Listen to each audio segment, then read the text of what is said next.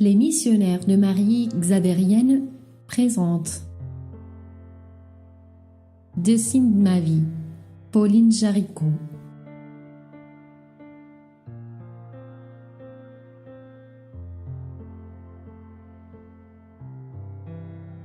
Née à Lyon, France, le 22 juillet 1799.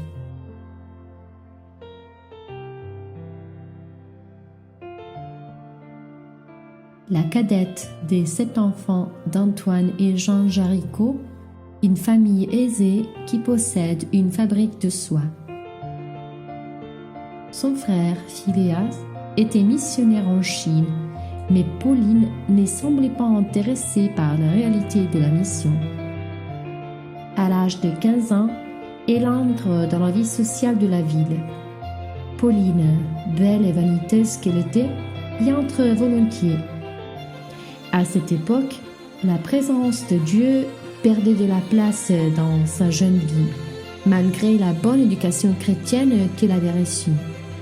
Plus tard, un sermon sur la vanité l'a profondément frappée. Elle avait 17 ans.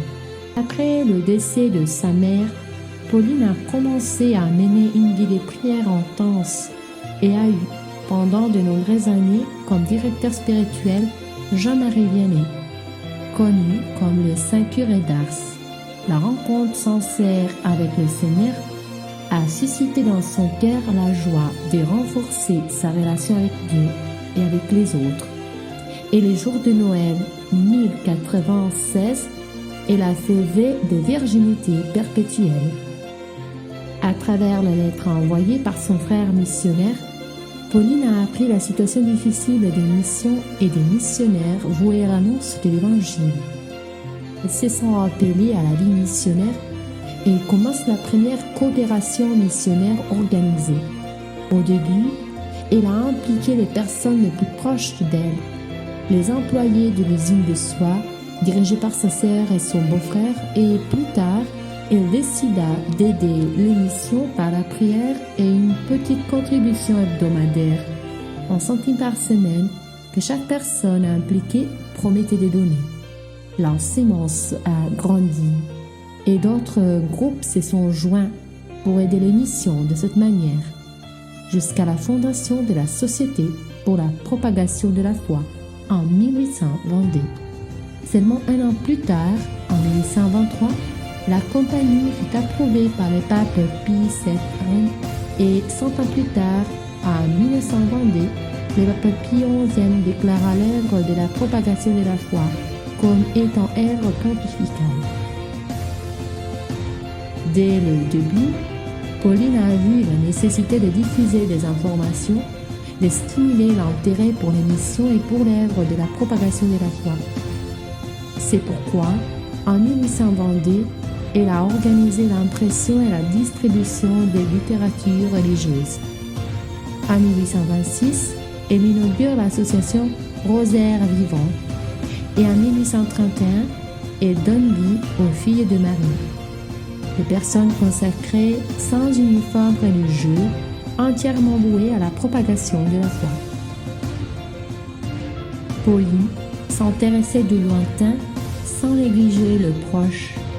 Et en 1845, attirée par le monde du travail, elle achète une usine de hauts fourneaux pour en faire un modèle de réforme sociale chrétienne. Un bâtiment attenant à l'usine abritait les familles et à proximité il y avait une école et une chapelle. Elle a laissé l'administration entre les mains des personnes qui se sont révélées malhonnêtes et en 1862, elle a été forcée de déclarer faillite. Mais elle a voulu payer toutes ses dettes, même si elle s'est retrouvée dans la pauvreté. Elle meurt à Lyon le 9 janvier 1862, pauvre et oubliée de tous, mais convaincue que servir Jésus dans la famille, l'assoiffé, le nu, le malade en prison est la voie qui mène à la béatitude éternelle. La paix du Christ lui a donné sérénité, patience et courage pour affronter les difficultés physiques, les calomnies et les humiliations. Saint Jean XXIII a déclaré vénérable Paulina Jaricot le 25 février 1963. Elle a été récemment béatifiée par le pape François le 22 mai 2022. Avec sa richesse et sa pauvreté, elle est devenue une amoureuse de Jésus, une missionnaire de l'Église, une sœur des pauvres et un instrument de la fraternité universelle. Foi, prière et mission ont été les parcours qui ont guidé la vie de Pauline Jaricot jusqu'à sa mort. Aussi riche soit-elle, elle accepta de tout perdre pour gagner le Christ et le faire connaître et aimer de tous, de près ou de loin.